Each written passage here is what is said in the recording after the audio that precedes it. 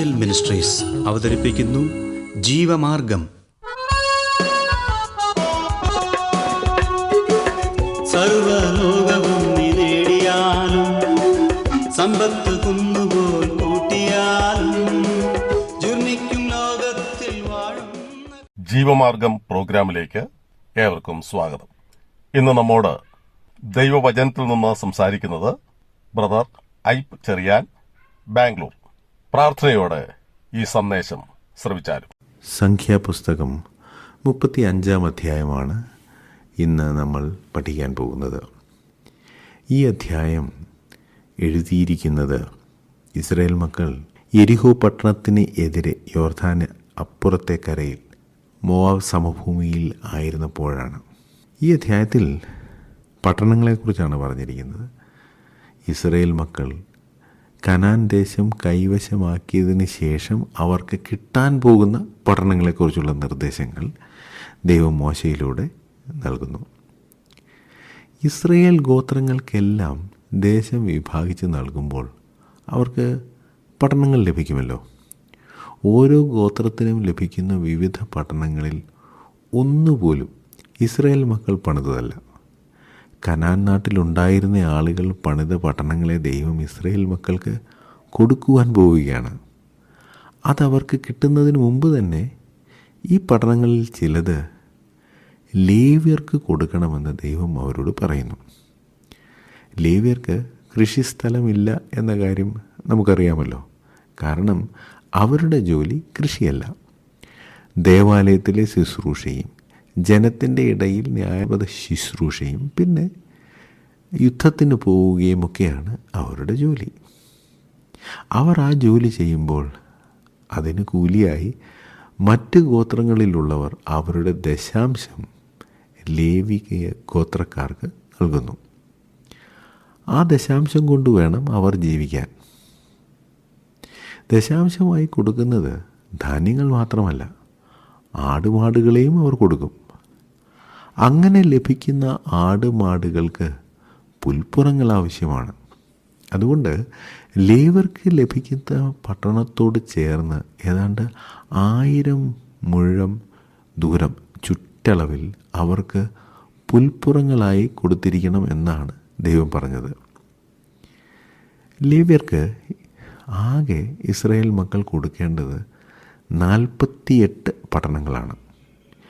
ഈ പട്ടണങ്ങളാണ് ലേവ്യർ എല്ലാവരും താമസിക്കുവാൻ വേണ്ടി ഉപയോഗിക്കേണ്ടത്. ദൈവ ശുശ്രൂഷ ചെയ്യുന്ന ഇവർക്ക് അവരുടെ വസ്തുവകകൾ സൂക്ഷിക്കുവാനുള്ള സാഹചര്യം കൂടി ഉണ്ടായിരിക്കണം. അതുകൊണ്ടാണ് അവർക്ക് പുൽമേടുകളും നൽകിയിരിക്കുന്നത്. ലേവ്യർക്കും അവരുടെ ആടുമാടുകളെ മേയ്ക്കണമല്ലോ. മറ്റുള്ളവർക്ക് ഉള്ളതുപോലെ ലേവ്യർക്കും ആവശ്യങ്ങളുണ്ട്. ഇക്കാലത്ത് പലരും ദൈവ ശുശ്രൂഷ ചെയ്യുന്നവരെക്കുറിച്ച് ഇങ്ങനെ ചിന്തിക്കാറില്ല. ദൈവ ശുശ്രൂഷ ചെയ്യുന്ന ആളുകൾക്ക് മറ്റുള്ളവരെ പോലെ തന്നെ ആവശ്യങ്ങളുണ്ട് എന്ന കാര്യം നമ്മൾ ഓർത്തിരിക്കണം. മറ്റുള്ളവർ ജീവിതത്തിൽ ഉപയോഗിക്കുന്ന വസ്തുക്കളൊക്കെ അവർക്കും ആവശ്യമാണ്. അവരുടെയും എല്ലാ ആവശ്യങ്ങളും നടത്തി കൊടുക്കേണ്ടത് മറ്റുള്ളവരുടെ ഉത്തരവാദിത്വവുമാണ്. ലേവ്യരുടെ കാര്യങ്ങൾ നടത്തുവാൻ വേണ്ടി ദൈവം വെച്ചിരിക്കുന്ന വ്യവസ്ഥയാണ് ദശാംശം. അതായത് യുദ്ധത്തിന് പോവുകയും ദേവാലയ ശുശ്രൂഷ ചെയ്യുകയും ന്യായാധിപത ശുശ്രൂഷ ചെയ്യുകയും ഒക്കെ ചെയ്യുന്നവർക്ക് ഉള്ള കൂലി. ഈ ലേവ്യർ വെറുതെ ഇരുന്ന് ഭക്ഷണം കഴിക്കുകയാണെന്ന് മറ്റുള്ളവരിൽ നിന്നും സൗകര്യങ്ങൾ നേടുകയാണ് എന്നും ഒന്നും ചിന്തിക്കരുത്. കാരണം യെരിഹോ പട്ടണം പിടിച്ച സമയത്ത് ലേവ്യർ അതിലൊരു പ്രധാന പങ്ക് വഹിച്ചിരുന്നു.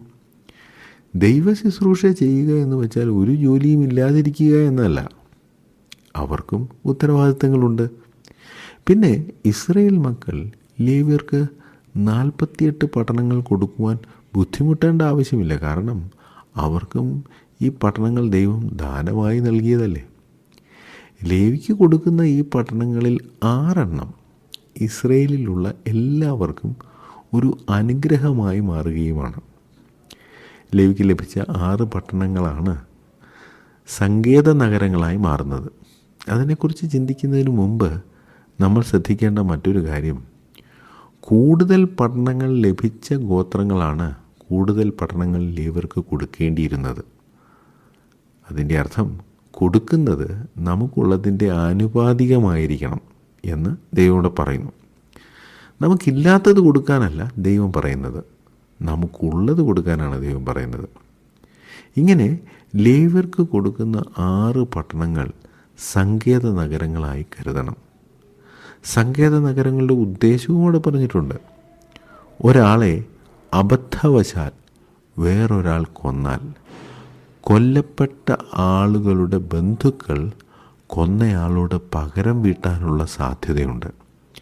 എന്നാൽ കൊല്ലപ്പെട്ടയാളെ കൊല്ലണമെന്ന ഉദ്ദേശമൊന്നും ഈ കൃത്യം ചെയ്ത ആൾക്ക് ഉണ്ടായിരുന്നില്ല. ഇംഗ്ലീഷിൽ അതിന് മാൻസ്ലോട്ടർ എന്ന് പറയും. മനഃപൂർവ്വമല്ലാത്ത നരഹത്യ എന്ന് മലയാളത്തിലും. നമ്മുടെ ഇപ്പോഴത്തെ കാലത്ത് മനസ്സിലാക്കാൻ വേണ്ടി ഒരു ഉദാഹരണം പറഞ്ഞാൽ, വാഹന അപകടത്തിൽ ഒരാൾ മരിച്ചു എന്ന് കരുതുക. വാഹനം ഓടിച്ച ആൾക്ക് ആരെയും കൊല്ലണമെന്ന ഉദ്ദേശമുണ്ടായിരുന്നില്ല.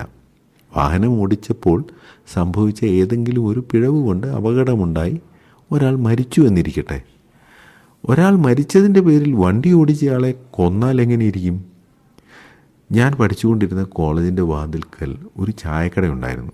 ആ കട മെയിൻ റോഡിൻ്റെ വക്കിലായിരുന്നു. ആ ചായക്കടക്കാരന് ഒരു ചെറിയ പെൺകുട്ടി ഉണ്ടായിരുന്നു. അവൾക്ക് 7-8 വയസ്സ് മാത്രമേ പ്രായമുണ്ടായിരുന്നുള്ളൂ.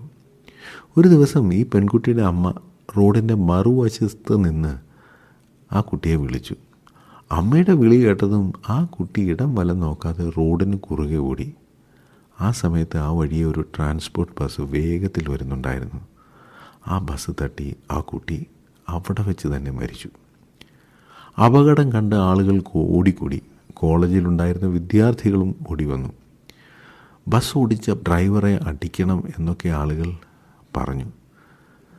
ചായക്കട നടത്തുന്നയാൾ അവരെ തടഞ്ഞു. അയാളുടെ കുട്ടിയാണ് മരിച്ചത്. എന്നിട്ടും അയാൾ പറഞ്ഞു, ആ ഡ്രൈവറെ ഒന്നും ചെയ്യരുത്, ഈ അപകടം അയാളുടെ തെറ്റല്ല. ഇത് കേട്ട് ആളുകൾ ആ ഡ്രൈവറെ ഉപദ്രവിക്കുന്നതിൽ നിന്നും പിന്മാറി.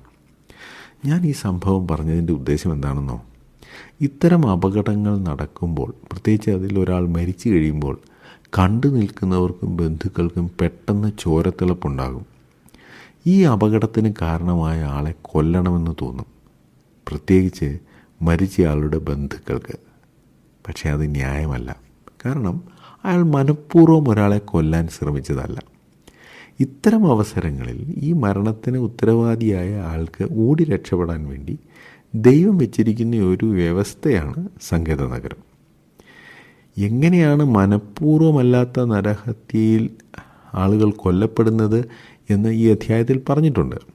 അതിലേറ്റവും ശ്രദ്ധേയമായ കാര്യം, ഒരു മുൻവൈരാഗ്യവുമില്ലാതെ ഒരാൾ കൊല്ലപ്പെടുന്ന അവസരങ്ങളിൽ അയാളുടെ മരണത്തിന് ഉത്തരവാദിയായ ആളെ കൊലപാതകിയായി കരുതാൻ പാടില്ല എന്നതാണ്. ഇന്നത്തെ നമ്മുടെ നിയമവ്യവസ്ഥയിലും ഇതൊക്കെ തന്നെയാണ് പാലിക്കുന്നത്. ഒരാളെ കൊലക്കുറ്റത്തിന് ശിക്ഷിക്കുമ്പോൾ അയാൾ കൊല ചെയ്തതിൻ്റെ കാരണം കോടതിക്ക് ബോധ്യം വരണം. എങ്കിൽ മാത്രമേ അയാൾക്ക് ഒരു കൊലപാതകിയുടെ ശിക്ഷ ലഭിക്കുകയുള്ളൂ. മുൻവൈരാഗ്യമില്ലാത്ത ഒരാൾ അബദ്ധവശാൽ ഒരാളെ കൊല്ലുവാൻ ഇടയായാൽ ആ വ്യക്തിക്ക് സങ്കേത നഗരത്തിൽ പോയി ഒളിച്ചിരിക്കാം. ദൈവം വച്ചിരിക്കുന്ന വ്യവസ്ഥ അനുസരിച്ച് ആരെങ്കിലും കൊല്ലപ്പെട്ടാൽ ആ വ്യക്തിയുടെ അടുത്ത ബന്ധുവാണ് കൊല ചെയ്തയാളുടെ മേൽ ശിക്ഷ നടപ്പാക്കേണ്ടത്. ആ സമയത്ത് തന്നെ അത് ചെയ്യുവാൻ ഒരുപക്ഷെ ആ ബന്ധു തയ്യാറാകും. ഒരുപക്ഷെ ആ ബന്ധു മരണത്തിന് കാരണക്കാരനായ ആളെ പുറകെ പിന്തുടർന്ന് കൊല്ലാൻ സാധ്യതയുമുണ്ട്. ആ അപകടത്തിൽ നിന്നും അയാളെ രക്ഷിക്കുവാൻ സങ്കേത നഗരത്തിന് കഴിയും. അബദ്ധവശാൽ കൊല ചെയ്തയാൾ സങ്കേത നഗരത്തിനുള്ളിൽ പ്രവേശിക്കണം എന്ന് മാത്രം. ലേവ്യർക്ക് കൊടുത്തിരിക്കുന്ന ഈ പട്ടണത്തിൽ ഒരു പക്ഷേ ലേവ്യർ അല്ലാത്ത ഒരാൾ വന്ന് കയറും. കാരണം അയാളെ കൊല്ലുവാൻ വേണ്ടി ഒരു രക്തപ്രതികാരകൻ അയാളുടെ പുറകെ ഉണ്ട്. സങ്കേത നഗരത്തിൽ കയറിക്കഴിഞ്ഞാൽ പിന്നെ രക്തപ്രതികാരകന് അയാളെ കൊല്ലുവാൻ സാധിക്കില്ല. എന്നാൽ പ്രത്യേകം ശ്രദ്ധിക്കേണ്ട ഒരു കാര്യം, നഗരത്തിന് പുറത്തിറങ്ങിയാൽ അയാൾക്ക് ഈ പരിരക്ഷയില്ല. എന്നുവെച്ചാൽ രക്തപ്രതികാരകന് ആ വ്യക്തിയെ സങ്കേത നഗരത്തിന് പുറത്തു വെച്ച് കൊല്ലാം. അത് നിയമവിധേയമായ പ്രതികാര നടപടിയാണ്. ശമൂവേലിൻ്റെ 2-ാം പുസ്തകത്തിൽ ഇത്തരം ഒരു സംഭവം നമ്മൾ വായിക്കുന്നുണ്ട്. ദാവീദിൻ്റെ പടനായകനായിരുന്ന യോവാബിൻ്റെ സഹോദരനായിരുന്നു അസാഹേൽ. യുദ്ധത്തിൽ ശൗലിൻ്റെ പടനായകനായിരുന്ന അബ്നേർ അസാഹേലിനെ പിന്തുടർന്നപ്പോൾ അബ്നേർ അസാഹേലിനെ ഒരു കുന്തം കൊണ്ട് കുത്തി കൊന്നുകളഞ്ഞു. യോവാബ് തൻ്റെ സഹോദരനായ അസാഹേലിനു വേണ്ടി പ്രതികാരം ചെയ്യണം എന്ന് ആഗ്രഹിച്ചു. അതിനുവേണ്ടി യോവാബ് അബ്നേറിനെ സൂത്രത്തിൽ ഹെബ്രോൻ എന്ന സങ്കേത നഗരത്തിനുള്ളിൽ നിന്ന് പുറത്തേക്ക് വിളിച്ചുകൊണ്ടുപോയി. പുറത്ത് കടന്ന ഉടനെ അയാൾ അബ്നേറിനെ വയറ്റിൽ കുത്തി കൊന്നുകളഞ്ഞു. അത് ചതിയായിരുന്നു.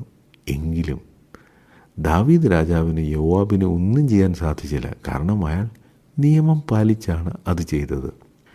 ഇത്രയൊക്കെ ആകുമ്പോൾ നമുക്കൊരു സംശയം തോന്നും. ആരെ വേണമെങ്കിലും കൊന്നിട്ട് സങ്കേത നഗരത്തിലേക്ക് ഓടിപ്പോയാൽ മതിയല്ലോ, ഒന്നും പേടിക്കണ്ടല്ലോ. അത് നടക്കില്ല. അതാണ് തുടർന്നുള്ള വാക്യങ്ങളിൽ നമ്മൾ വായിക്കുന്നത്. മാത്രമല്ല, ഒരാൾ സങ്കേത നഗരത്തിൽ കടന്ന് അതിൽ താമസിച്ചാൽ അപ്പോഴുള്ള മഹാപുരോഹിതൻ്റെ മരണം വരെ അയാൾക്ക് അവിടെ താമസിക്കാം. മഹാപുരോഹിതൻ്റെ മരണത്തോടെ അയാൾക്ക് സങ്കേത നഗരത്തിനുള്ളിലെ താമസം അവസാനിപ്പിച്ച് പുറത്തു കിടക്കാം. ചുരുക്കി പറഞ്ഞാൽ, അബദ്ധത്തിൽ കൊല ചെയ്ത ആളുടെ ശിക്ഷ മഹാപുരോഹിതൻ്റെ മരണത്തോടെ അവസാനിക്കുന്നു. നമുക്ക് വേണ്ടി നമ്മുടെ ശിക്ഷ ഏറ്റുമരിച്ച നമ്മുടെ മഹാപുരോഹിതനായ യേശുക്രിസ്തു ഇതുതന്നെയല്ലേ ചെയ്തത്? തൻ്റെ മരണത്തോടെ ജീവപര്യന്തം മരണഭീതിയിൽ അടിമകളായിരുന്ന നമ്മൾക്ക് സ്വാതന്ത്ര്യം ലഭിച്ചിരിക്കുന്നു. അബദ്ധത്തിൽ കൊല ചെയ്തവർക്ക് വേണ്ടിയാണ് സങ്കേത നഗരം. എന്നാൽ മനഃപൂർവ്വമല്ലാതെ ആളുകളെ കൊല ചെയ്യുന്നവർക്ക് എന്താണ് സംഭവിക്കുന്നത്? അത് അടുത്ത ആഴ്ച നമുക്ക് കേൾക്കാം. ഈ സന്ദേശം ശ്രദ്ധിച്ച എല്ലാ പ്രിയപ്പെട്ടവർക്കും കർത്തൃനാമത്തിൽ നന്ദി. ബൈബിൾ കറസ്പോണ്ടൻസ് കോഴ്സിൽ ചേർന്ന് പഠിക്കുവാൻ ആഗ്രഹിക്കുന്നവർ മേൽവിലാസം അയച്ചു തന്നാലും പ്രാർത്ഥനാ വിഷയങ്ങളും അറിയിക്കുമല്ലോ.